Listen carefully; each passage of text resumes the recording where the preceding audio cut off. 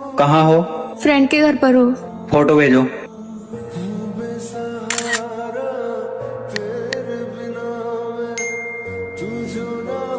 देखा?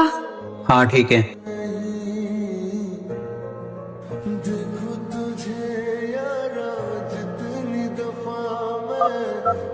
आपने जिस व्यक्ति को कॉल किया है वह अभी दूसरी कॉल पे व्यस्त है। हेलो। कहाँ बिजी थी? मम्मी से। स्क्रीनशॉट भेजो।